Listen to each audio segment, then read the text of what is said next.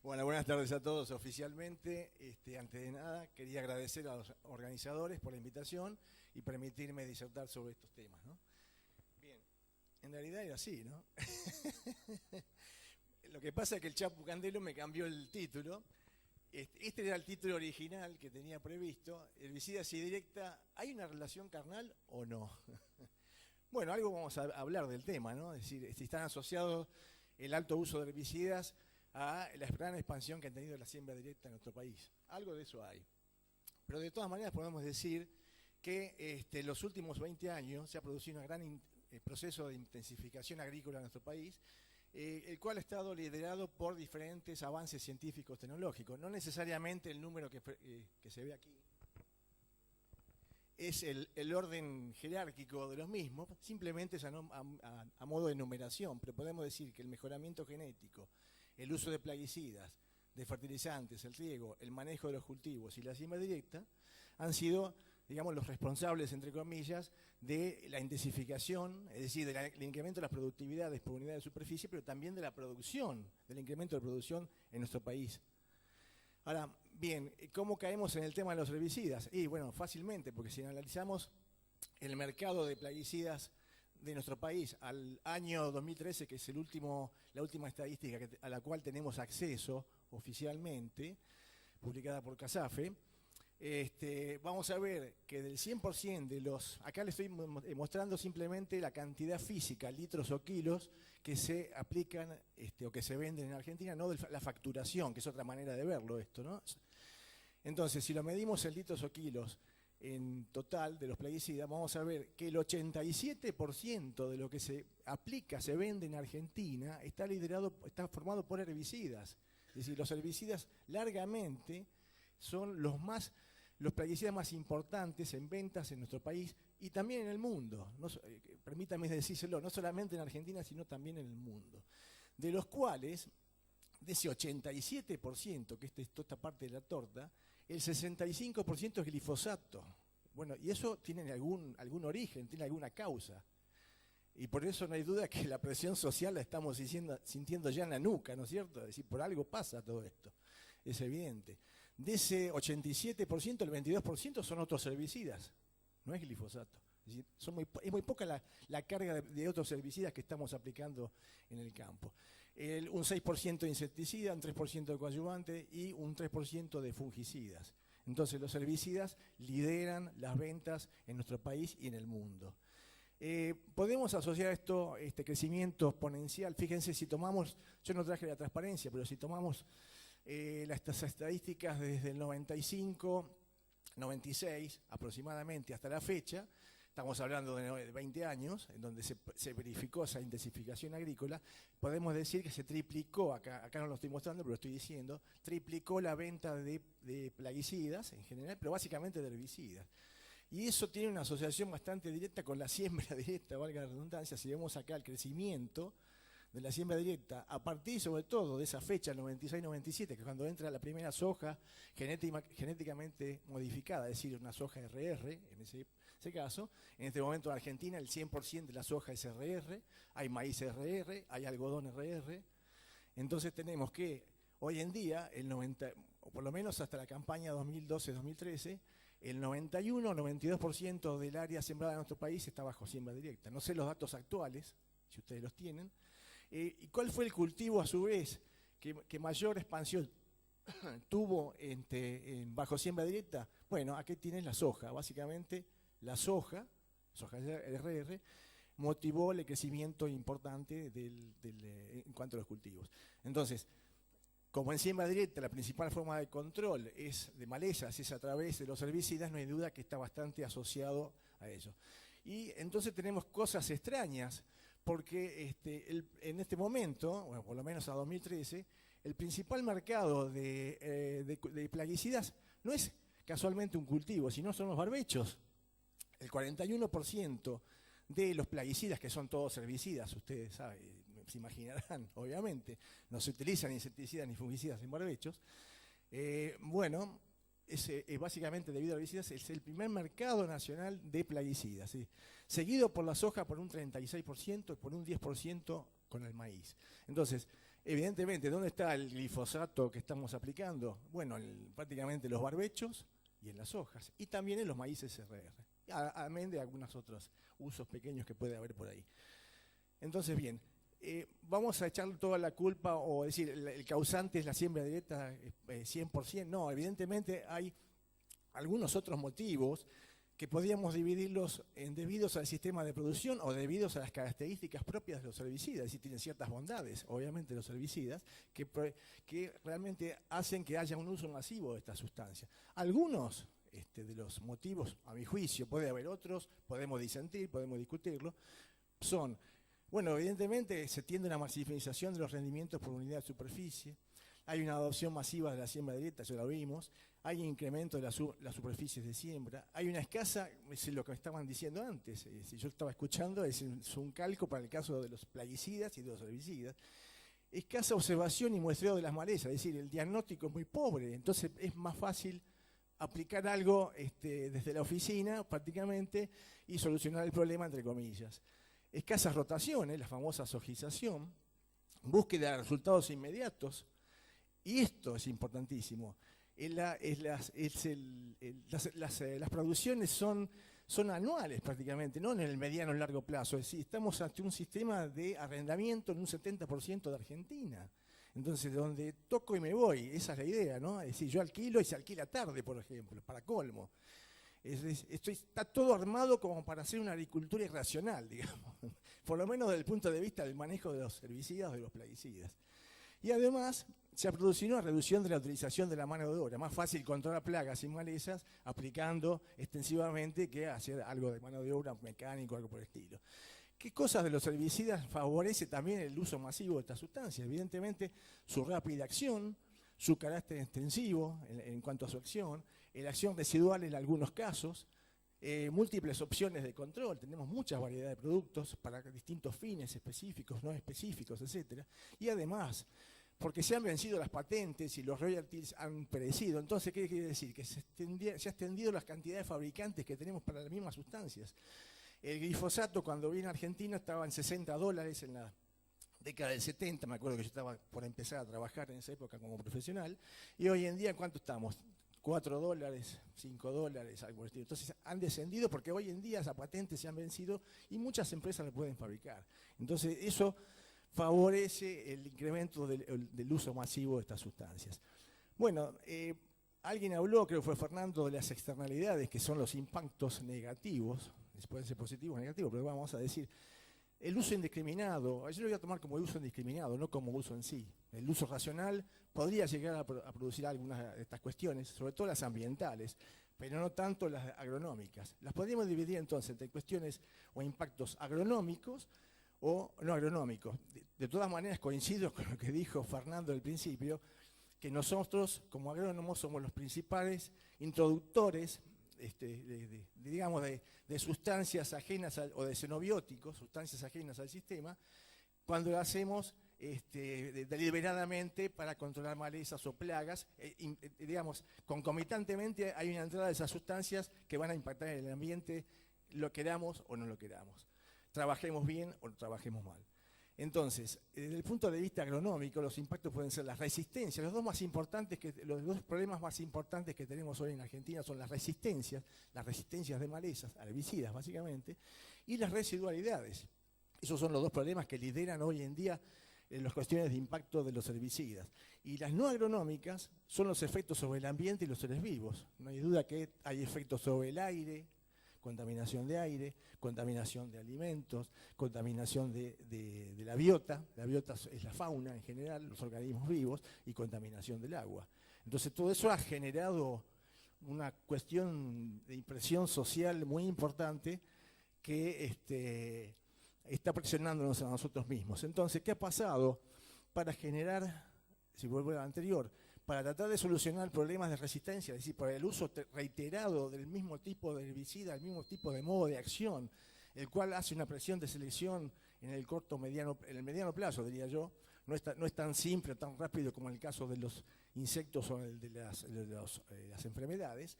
Entonces, se ha echado mano de sustancias o de herbicidas viejos que fueron desarrollados para otros tipos de usos, que son ahora usados en muchos casos como herbicidas residuales cuando en su registro original fueron herbicidas postemergentes aplicados al follaje. Y nada más tengo que citar a las sulfonilureas. El mesulfurón no fue desarrollado como herbicida residual, fue desarrollado para aplicación en trigo originalmente. Entonces ahora nos encontramos que eso genera impactos. Bueno, chocolate por la noticia.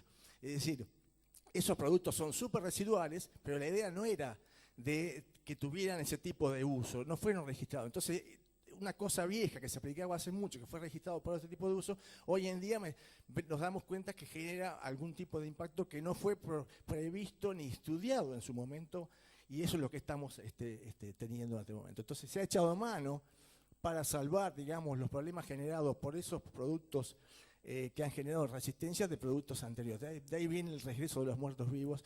Esto es algo tomado de Juan Carlos Papa, que me autorizó a presentarla. Entonces, si vamos a las resistencias, ustedes saben que la primera maleza que se encontró fue declarada resistente, fue un yuyo colorado en la zona de Santa Fe, cerca de Oliveros, en el año 96, herbicidas ALS. ALS son las imidazolinonas, las sulfonilureas, las sulfonamidas, por ejemplo. Y luego continuó con el sorgo Alepo del 2005-6, y a partir de ahí, digamos, en nuestra zona básicamente lo que tenemos son los raíraces, el raíraz anual, el raíraz perenne, híbridos de los mismos. Tenemos rafanusativos en este momento, tenemos Amaranthus palmeris, ya está apareciendo en la zona de lobería, para que se vayan noticiando. Es decir, están apareciendo malezas, bueno, la avena fatua ni hablar, ya estaba conocido todo eso. Básicamente, esto es una preocupación creciente hoy en día en Argentina, sobre todo en la zona principal productora de granos, que es la núcleo maicera sojera, ¿no? Pero también en el sudeste. Esto entonces, esta preocupación creciente ha generado la creación de algunos organismos o redes de conocimiento de malezas resistentes que ustedes habrán escuchado, que se llama REM. Ese organismo es liderado o coordinado por APRESID, y lo que hace es coordinar, valga la redundancia, las acciones y de interacción entre organismos como el SENASA, Universidad de Cinta, la Estación Colombre, productores, asociaciones de productores de la actividad privada, de grupos CREA, PRESI, Cambio Rural y otros, laboratorios y empresas sponsors. Tiene una página de internet, que aquí la tienen, donde se van generando continuamente cuál es el avance en la región, en la región pampeana y extrapampeana, de estas malezas resistentes, cuál es la situación, cómo va avanzando eso, de manera de generar un sistema de alarma, de prevención. También se generan, cuál es la forma, se generan, digamos, opciones de manejo de esas malezas. Para que tengan una idea, hoy en día los principales malezas resistentes a herbicidas básicamente son resistentes a 3 modos de acción, que son el glifosato, los ALS y los ACCASA, que son los graminicidas. Entonces, y hay malezas que tienen resistencias múltiples, es decir, que incorporan una u otra o las 3. En este momento hay 27, 28 biotipos de malezas resistentes en Argentina a esos herbicidas.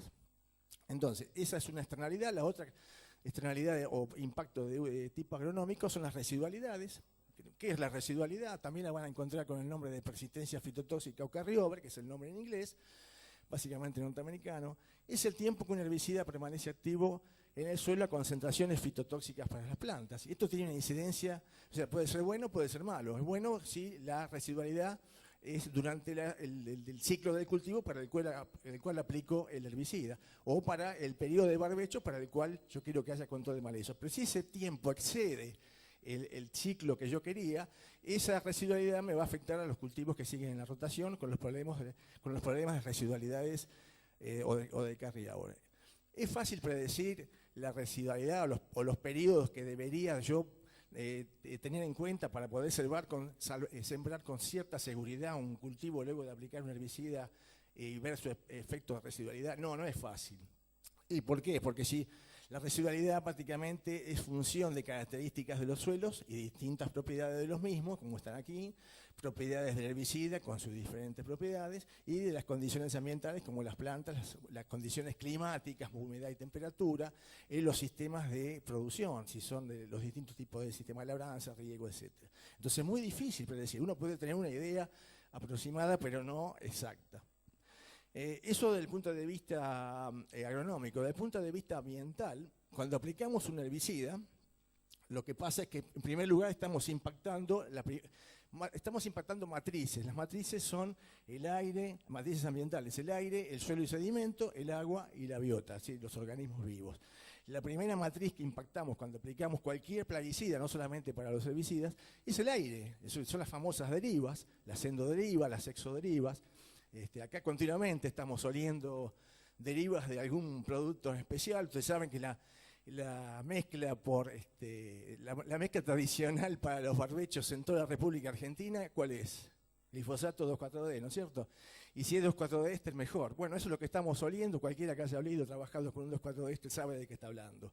Eso es un precio que estamos pagando ambientalmente, estéticamente, es un servicio ecosistémico en las plantas ornamentales, en los árboles, pero también lo estamos respirando sin lugar a duda. Entonces, de ahí que se esté prohibiendo 2,4-D en varias provincias y estemos en vías en la provincia de Buenos Aires. Entonces, esa es una cuestión muy importante que se está estudiando hoy en día. El otro impacto es a nivel del suelo, que ahora lo vamos a ver. Puede impactar los cuerpos del agua, el agua puede ser subterránea o superficial, ahora vamos a ver un poquito. O están las cuestiones de las toxicidades en los organismos vivos. ¿Qué pasa en el suelo?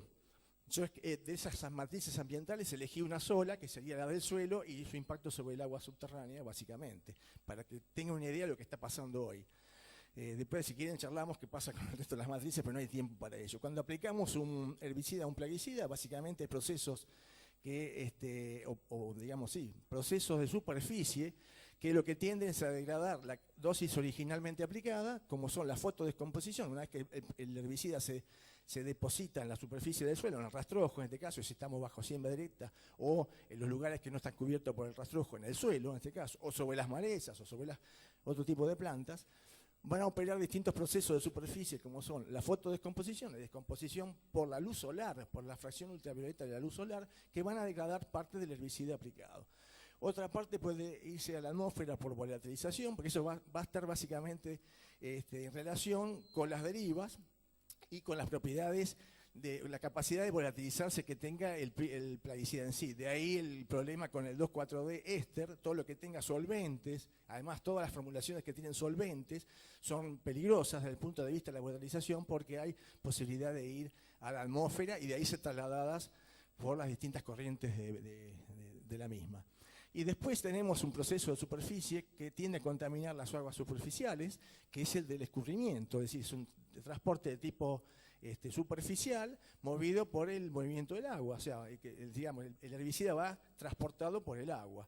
Y eso va por diferencias topográficas, diferencias de nivel de altitud en ese caso, y obviamente termina indefectiblemente en las aguas superficiales, en los bajos, en los humedales, en los arroyos, en los ríos, y todo termina, nuestros cursos de agua terminan en el mar. ¿Qué pasa de ahí para abajo? Cuando el herbicida, la cantidad de herbicida que quedó luego de que fuera degradada por alguno de los productos, o degradada o llevada a otros lugares, transportada a otros lugares por el escurrimiento, me quedó en el lugar, parte de esos residuos van a tender a entrar en lo que se llama la matriz edáfica, que no es ni más ni menos que el suelo. ¿Qué sucede en la matriz edáfica o suelo? Hay procesos de retención por los coloides del suelo, básicamente, arcilla y materia orgánica son los coloides, óxidos también. Puede ser degradado, puede ser absorbido por las plantas, o se puede mover con el agua que circula a través de los poros, macroporos y mesoporos, pero sobre todo macroporos, con el agua móvil, y termina indefectiblemente en el agua subterránea contaminándola. Entonces, me voy a referir un poquito al tema del agua subterránea, para que tomemos conciencia. ¿Por qué la importancia del agua subterránea? Bueno, por lo escaso de este bien, de este recurso, si bien renovable, es de disponibilidad limitada, es un recurso de disponibilidad limitada. El 3% del agua del planeta es agua dulce, el resto es agua salada, los mares. Dentro de ese 3%, el 30% está presente en el subsuelo, el 1% en la superficie. Y los glaciares poseen el 69% del agua dulce.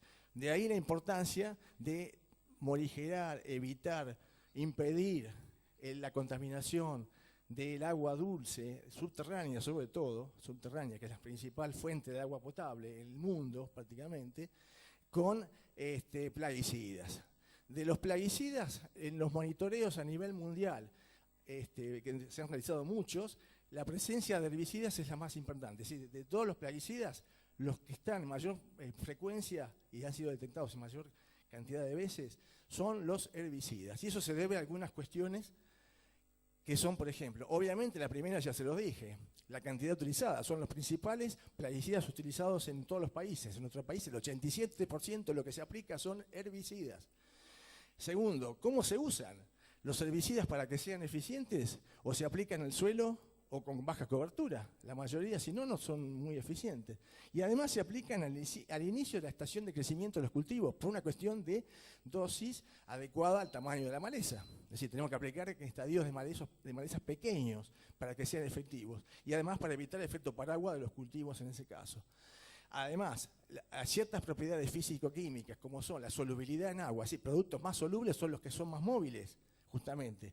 Los herbicidas son más solubles que los otros plaguicidas. Y además son menos retenidos en el suelo. Entonces, ¿qué se ha visto? Que existe una mayor cantidad de ingredientes activos contaminando el agua subterránea a nivel mundial, mayor frecuencia de casos positivos y además mayor concentración que el resto de los plaguicidas.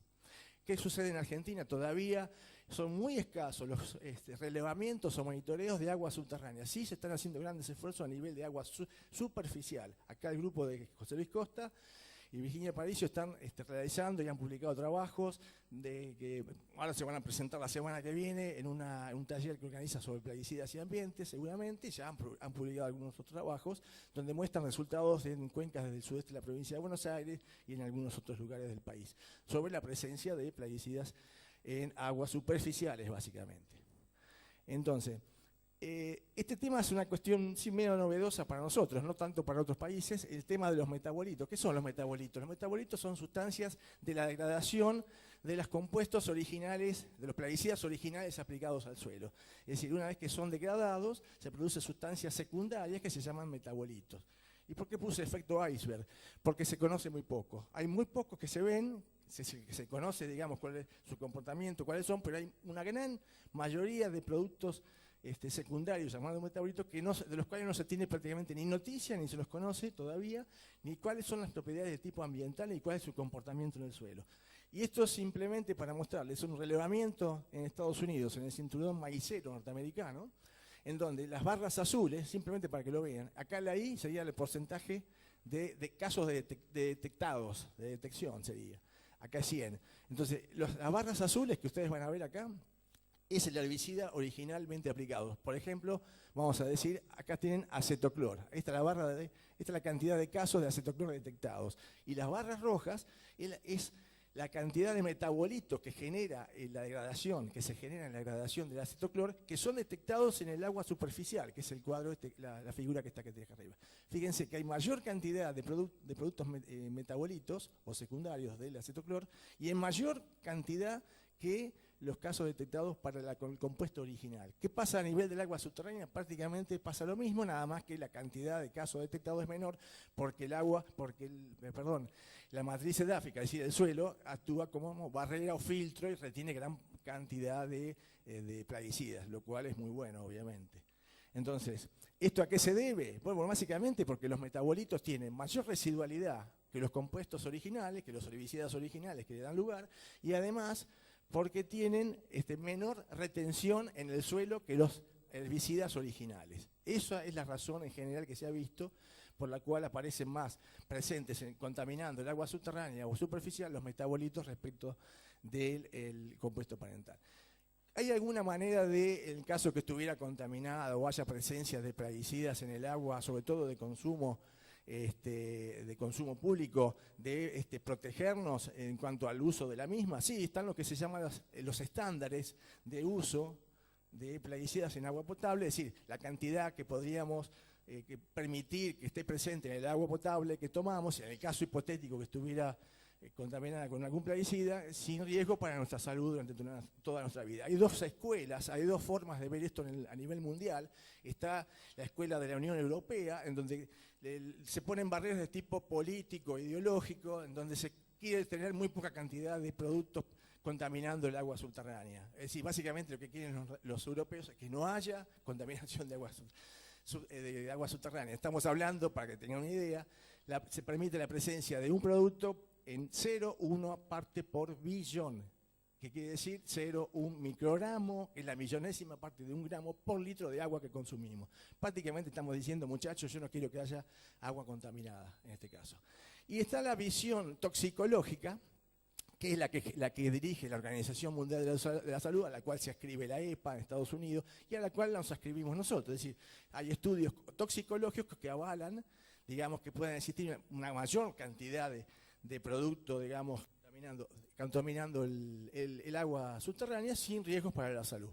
Entonces, ¿cuál es la situación para Argentina? Esta, tomando el Código Alimentario Argentino, que es el que reglamenta la presencia de esos plaguicidas, así, ¿qué es lo que se debería ver con un prestador de digamos, el servicio de agua potable en cualquier lugar de Argentina? Debería hacer los análisis correspondientes y debería controlar esto. Es bastante preocupante, si ustedes ven bien eso, se van a encontrar que estos son todos los plaguicidas que tienen que evaluar o tienen que ser analizados en el agua de una prestadora de servicios de agua potable. Básicamente son productos recontra viejos y prohibidos, como los insecticidas organoclorados, están todos prohibidos, ya no se venden desde hace bastante tiempo. Algunos insecticidas organofosforados, el paratión, el metilparatión, el malatión es el único que tiene uso actualmente, y hay un solo herbicida. Yo les dije que los herbicidas son los principales contaminantes del agua subterránea. Hay un solo herbicida que es el 2,4-D, que se descubrió en 1940. Hice un trabajito mirando el registro de SENASA, encontré que existen en Argentina 110 ingredientes activos de herbicidas registrados hasta la fecha prácticamente, hasta junio de 2016. No digo que tengamos que poner los 110, pero es probable que acá en nuestra región usemos 50 de ellos, si empezamos a sumar, o 40. Quiere decir, la legislación vigente en nuestro país está perimida, es anticuada. Tenemos, por el bien de nuestra salud y de las generaciones que nos sucedan, tenemos que actualizarla y mejorarla. Entonces, para ir terminando, algunas reflexiones para seguir usando estas herramientas que son importantes, pero que debemos darle un marco de sustentabilidad, que son los herbicidas, es decir, tratar de no perderlos y poder usarlos. Desde el punto de vista de investigación, básicamente desde el punto de vista del manejo de los residuos en el suelo, hacen falta estudios de comportamiento de los herbicidas en el suelo según similitudes edáficas y climáticas, un poco de lo que es manejo por ambiente, lo que decía Fernando acá, estudios sobre el manejo por ambiente, lotes de producción, mapas de suelo y comportamiento de los herbicidas, desarrollo de metodologías de anticipación, los bioensayos, los análisis químicos para la toma de decisión, estudio de comportamiento de los metabolitos en el suelo y otros tipos de medidas que hacen falta para disminuir el impacto agronómico y ambiental son, en primer lugar, en realidad, es tratar de usar a los herbicidas como la última herramienta dentro de un esquema diversificado de métodos de manejo. Es decir, tratemos de empezar a implementar el manejo integrado de malezas en ese caso. Los monitoreos son fundamentales, es la forma de diagnosticar cuál es el problema que tengo de malezas y cómo debo controlarlas, si es que debo controlarlas. Utilizar los herbicidas solo sobre las, digamos, teniendo en cuenta lo que se llama buenas prácticas agrícolas, es decir, utilizar las dosis y usos autorizados, las aplicaciones regionales, disponer adecuadamente los envases y el reciclado. Ahora se aprobó una ley de envases que va a empezar a estar en vigencia cuando se reglamente la misma. Educar y concientizar profesionales y público en general, capacitar a aplicadores de plaguicidas, actualizar la legislación vigente y sobre todo tratar de evitar el problema argentino número 1, la falta de control, aplicar los controles del Estado, país, provincia y municipio. Y entonces, parafraseando un querido colega nuestro y del grupo de CREA y APRESID, termino diciendo, menos herbicidas y más agronomía. Muchas gracias.